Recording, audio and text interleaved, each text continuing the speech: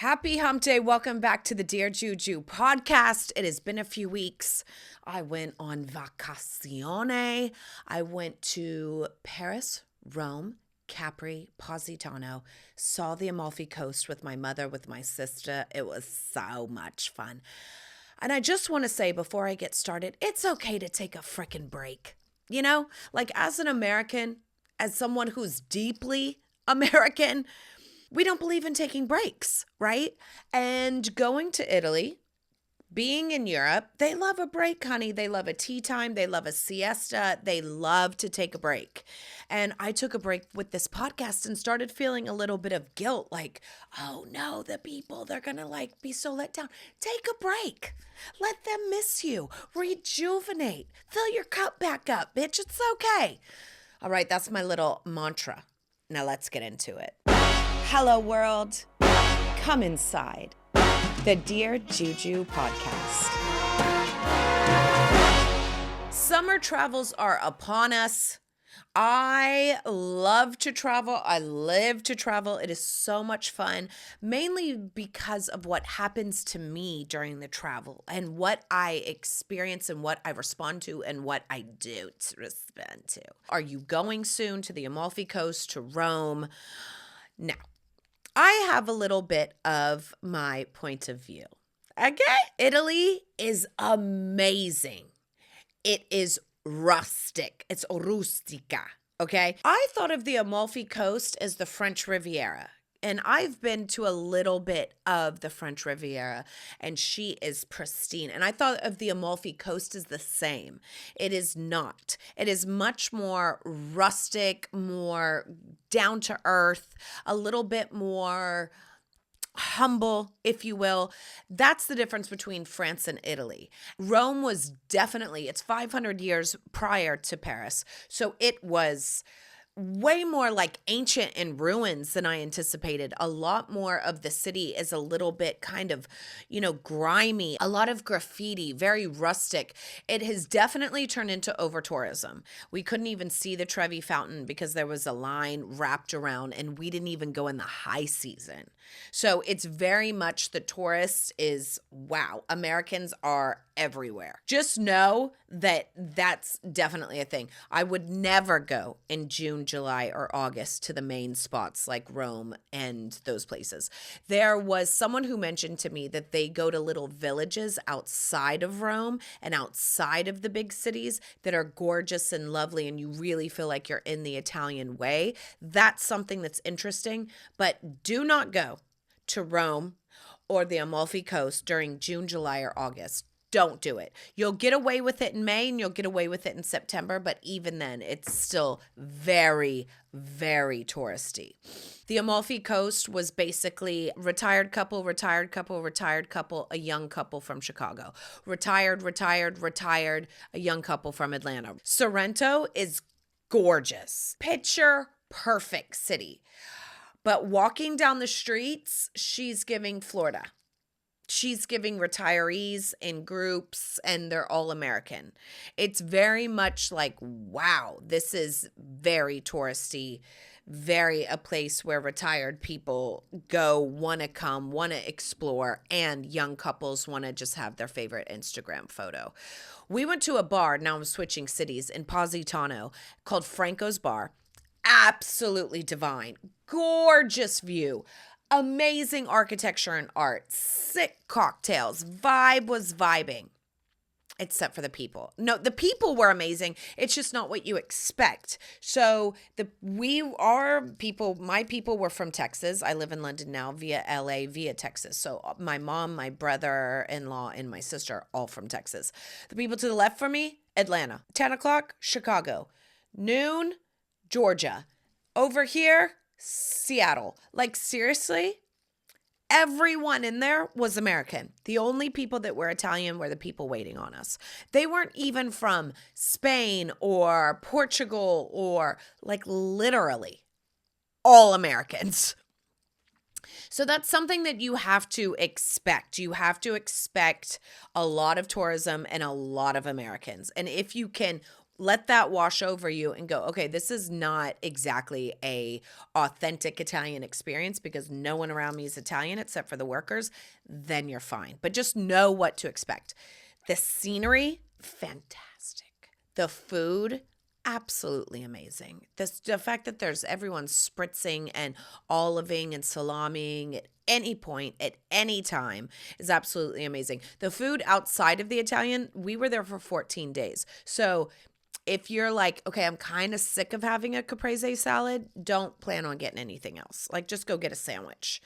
Because really all the food outside of that, they just don't know how to do it. We went for Japanese one night. We barely got by, but it was just like, yeah, that wasn't, it was okay, but it wasn't very good. So just go there knowing that you have to live the Italian cuisine as well. Now, I'm going to state something that is maybe controversial. I am a foodie to the foodies to the nth degree. So I thought, oh my God, Michelin star restaurant. There is a hotel in Positano called Il San Pietro. They have some of the best restaurants, the best views, supposedly, quote unquote.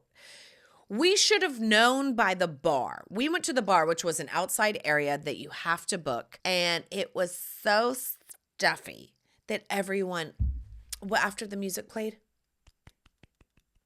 they golf clapped. And I was thinking, oh God, this is not our scene, okay? We're loud, we're fun, we like to have a good time, we like to party. This is very much like stuffy, get the cork out of your ass. And it's a bunch of people that aren't that way, but that are trying to be that way. And I think that was the whole vibe, is everyone was pretending to be something.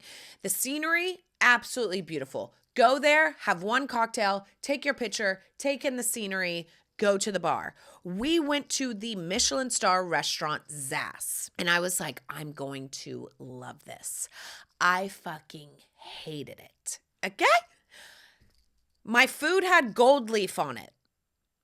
Save the gold leaf for the art and decor projects. Don't be putting fucking gold leaf on my plate. And if you do, if you're gonna put gold leaf on my plate, that explosion that happens in my mouth better send me to the fucking moon. Did not.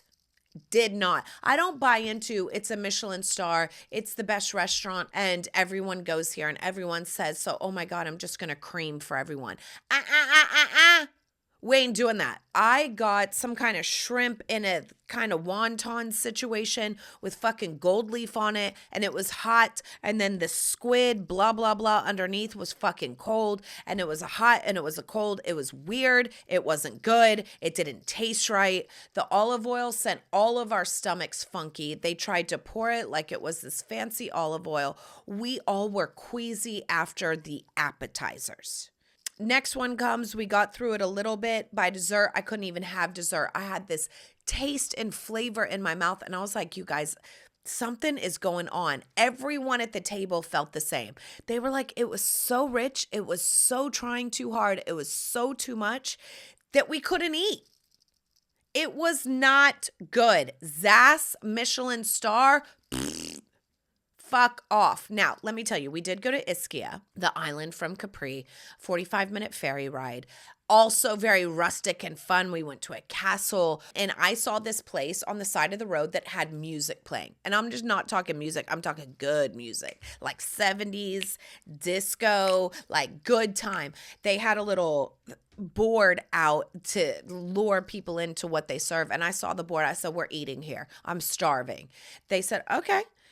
It was one of the most impromptu places. We sit down. I ordered the pistachio panini. I'm going to get to this in the cooking section because, you guys, it was out of this world and I've perfected it. Okay. A pistachio panini sandwich. We were all gagging. The board, we were all gagging. It was perfect. It was 12 pounds. So I would just say, be wary of the places and things where everybody says you need to go to it. I don't know if the experience is going to be a shooting star as you want. Now, this is what I'm doing. If you want my itinerary, my do's and don't do's, I'm doing a Venmo $5, make you holla, and I'll send you my PDF with my do's and don'ts, okay? And any kind of recommendations and things like that, you can text me. I'm talking restaurants, I am talking to-dos, hikes, beautiful things. Things are worth the money, things that aren't worth the money, names and phone numbers if you want to rent a boat, have the best boat guy. I paid someone to tell me where to go on the Amalfi Coast. I did my own Paris and Rome, and I have do's and don't do's, but there was so much to see in so little time, and I'll tell you my highlights. I think when you're planning a trip, it's important to have key moments and pieces of having the reservations and doing the things, but also leave room. Leave room for fun and exploration in a trip and in life, right? So that was magical. Coming home and seeing my kids was absolutely amazing. I had 14 days, and I think it was 2 days too much. I was ready to see my kids by day 12. I was like, that's it. I've had enough. I'm tapped out. So that was nice to know what my point of, return is. Having space from them and having a break from them, I just have a different vibe and energy towards them. Like, I appreciate them so much. I love them so much. I miss them so much. So if you can take some time off from your kid and your partner, it's important. It's important to build in space to miss someone because we get complacent. We're fucking humans. As you can tell, I'm still exhausted from my trip, like completely knackered. Is today a week? Today's a week since I've been back. I got back on Wednesday, and I'm still just kind of like figuring things out, because when you get sucked out of your life and you get dropped back in, it just leaves you a little bit like, whoa, you're trying to retether back into your life. So I'm figuring that out. I will say the best thing that I did was go to Felicia's home restaurant. We had a pasta class. I don't even know if I can sum it up in this podcast. I would take the whole damn podcast. It was nothing but magical. It was far, but that was good. Whatever the consumerism, commercialism, tourism that's got going on, this was the antithesis of that.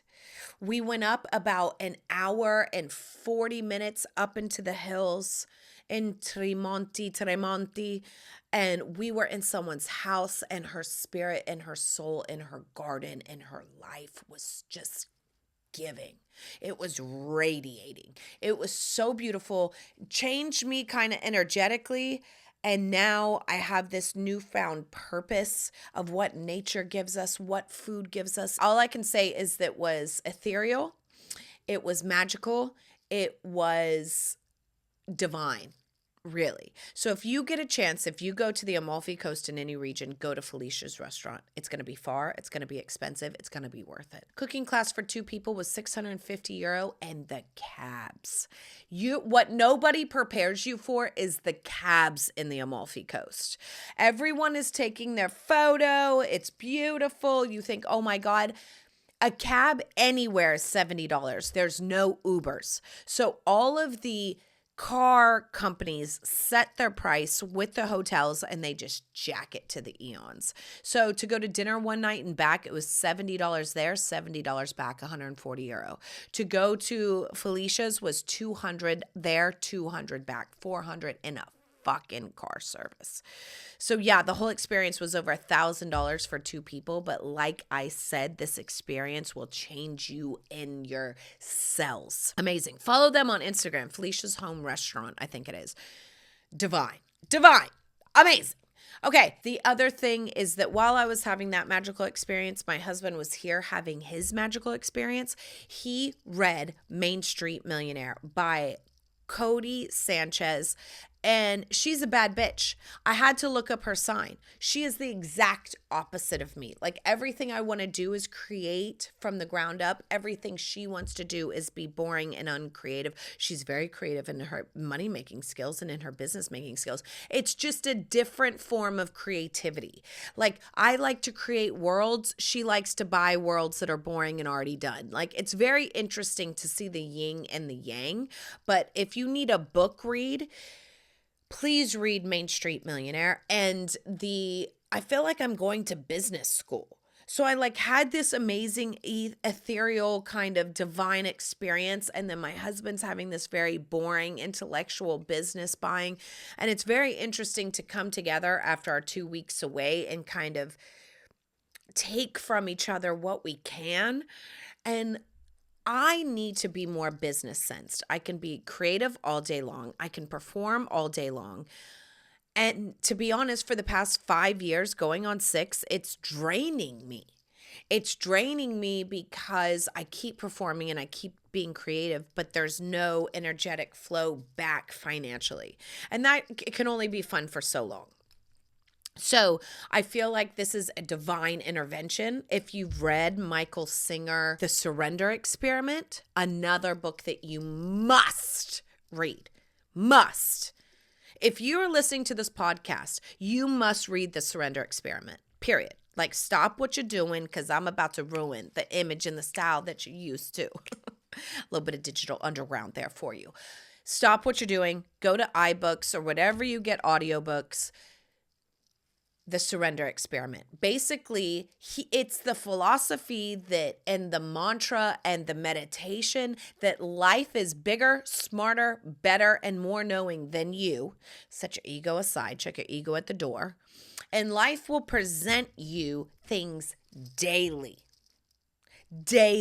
on what to do. It'll give you signs, it'll give you nudges, it'll give you suggestions every single day on the path to lead you in. And you go, oh, no, but that's not my path. I don't want to do that. So you are blocking so much of the flow that life wants to come on your tits. And you're going, no, that's not where I want you to come. Just let it come. Okay? So I take everything as a sign. Because I go, what's life trying to tell me right now? Am I open to this right now? Is this, should I crack open the door of what I thought and let in what life knows better? Life made you, bitch, okay? It knows better than you. Listen to her. There's 8 billion people. There's nature. There's this world. There's oceans. There's animals. That's all the life force. That is all the infinite intelligence. And life has a mysterious way of tapping you and going, hey, there's a whisper. Do you want to hear this? Maybe there's something that might spark that could lead you to your divine timing and divine thing. And it's something that I really listen to. So when I came home and my husband said, I listen to Main Street Millionaire. I'm so down. I want to buy boring businesses. I go, oh, okay. And the experience that I just had was a cooking class. It was hands. It was in the field. It was boots on the ground type experience where AI is overtaking the world. I love this post, this meme that says, hey, AI, finish building this building. You know what I mean? Like, we're still in the real world of matter. So what matters? And what matters is when you get your hands dirty, when you put your hands in things. And it spiritually is so good for you to do. So I think it's very important that when life kind of presents you with things that you perk up and listen and go, oh. Life's trying to tell me something. Life's trying to make me grow over here. Books of the week, Surrender Experiment, Main Street Millionaire. You're going to grow spiritually and grow businessly. And then you're going to go, damn, I love the Dear Juju podcast. This bitch be telling me about things. That's all I got for you. I've been yammering on nonstop for 23 minutes, but after 3 weeks away, what you expect? I would also like to say, I know that's all I got for you, but one more thing that I'm going to add is Mama still got it.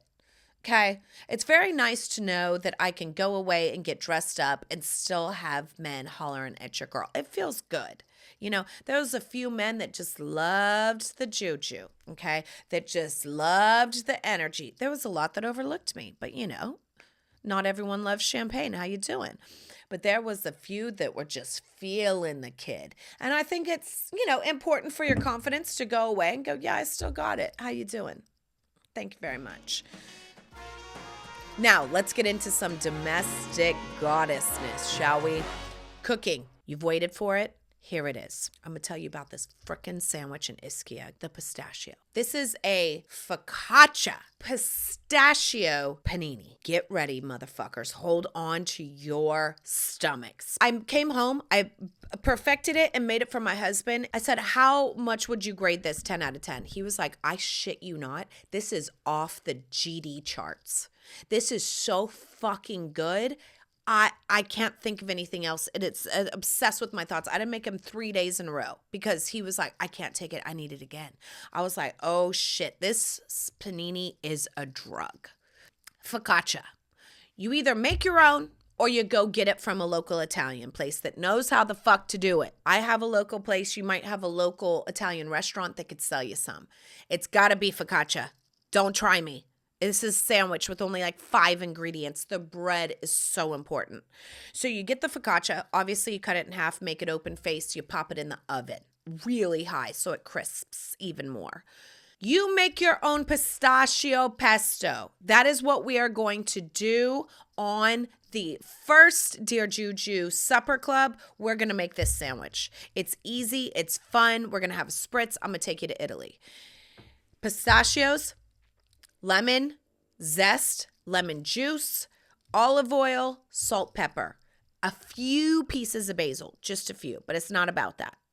You make your own pistachio pesto. Garlic. Oh my God, how could we forget garlic? Unreal. It's not like a basil with a little bit of pistachios. It's all pistachios with a little bit of basil. Okay. So you have your Faccocia. On one side, you put the pistachio spread that you made. You have mortadella, cured pork sliced salami that is made usually with peppercorns and pistachio itself. It's really gorgeous. It's the closest thing to frickin' bologna. Prosciutto, either di Parma or San Daniele, if you can find it. On the next piece of bread that you haven't closed yet, you scoop stracciatella, if you can find it. And I'm talking a heaping spread of stracciatella. If you cannot find stracciatella, get you a ball of burrata, crack it open, put the stracciatella down. You can even put half of the open of the mozzarella if you so wish. 3 to 5 big pieces of basil, drizzle with balsamico that's aged. This is what you want. If you're balsamic, if you go like this and it runs out like water, that is bad balsamic.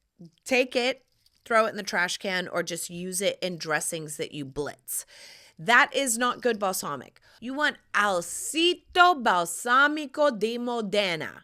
This is balsamic vinegar aged in wood barrels. It should come out like the consistency of maple syrup.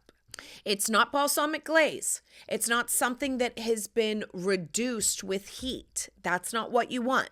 You want a balsamic that is aged in wood barrels and that gets syrupy and agey. It's just the most gorgeous thing in the world. So after the basil, some zigzags of balsamico. Close that sandwich, put it in your mouth, and splooge in your pants. Best sandwich that ever is. Now, their sandwich just had the stracciatella, mortadella, and pistachio. I've added the balsamic, I've added the prosciutto di San Daniele or di Parma, and I've added the basil. What's also good that I think would be amazing, adding artichokes, hearts, vegetarian option. So skip the mortadella, skip the prosciutto, and just do the artichokes, hearts that have been in oil. I can't express it enough. I'm going to do it on the cooking class that is coming very soon. I'm getting everything in order. Cocktails, Hugo Spritz. That was the spritz of the moment. My sister, my mother, they loved them. You take Saint Germain elderflower liqueur, just a spliggity splash. You don't want it too sweet. Then the Prosecco, then the soda is all about the garnish of the mint leaves and the lime. And that makes it refreshing. It makes it lively. It makes it fun and something that's really nice to serve in spring and summer. Hugo Spritz. Decor. I just love the decor of the Italians. It is something that is so gorgeous. And let me tell you why it's so good. Because it mixes color, rusticness, vintage, and a little Baroque. And I think that's really my happy mix. So what it is it's architecture, right? So we're doing arches, we're doing corbels, we're doing big grand things. We are doing gold lights that give a kind of ancient, rustic, antique vibe. Then we are doing color. So we are doing really pale but bright, but looks like it's been baked in the sun type color. So a lot of peachy colors, a lot of blue colors, a lot of purpley colors. But then think about them like brand new, but not bright. Like take their saturation and fade it out like it's been baked in the sun for 500 years. The color on the wall, the grand architecture, the gold kind of antiqueness of the twinkles of the sparkle with the lighting and the lamps. And then the decor. Don't make it too modern, but make it relevant. And I think that's really the perfect Venn diagram for just an effortlessly elegant room. If you're like, I don't know what to do with this room, bake the wall in a beautiful terracotta kind of color of a purple, of a blue, of a green, of a peach, but bake it down, like fade it in the sun. Pick that kind of color. Maybe do a wash. Lime wash your walls. Do a treatment on your walls. Taking a roller and a paint and making it flat, that's cool. But you know what's cooler? When it has movement, when it has ebbs and when it flows like the sea. That's a way to do color elegant. Now, it's going to take a little more time.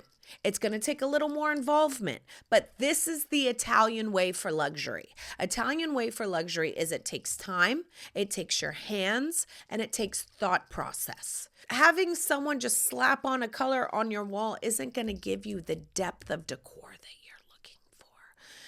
I've actually come home and kind of rethought all my decor and gone, oh my God, is it too kitsch? Is it too modern? Am I really loving it? And I think that's important, grow, switch it, change it, rearrange it. So I've been off for 3 weeks. No one's asked a question, so we're not doing any Q&A this time. Submit your questions, text me, email me, DM me, and next week we'll get back into the questions. I hope you enjoyed my wrap up. Don't forget to read those books, look into lime washing, and yeah, if you want my Amalfi Coast recommendations, honey, with real feedback. I'm going to say this is worth it. This is not worth it. This is what to do. This is what not to do. If you want it, DM me and I'll send you a link to my Venmo. I love you guys and I'm out. Mwah!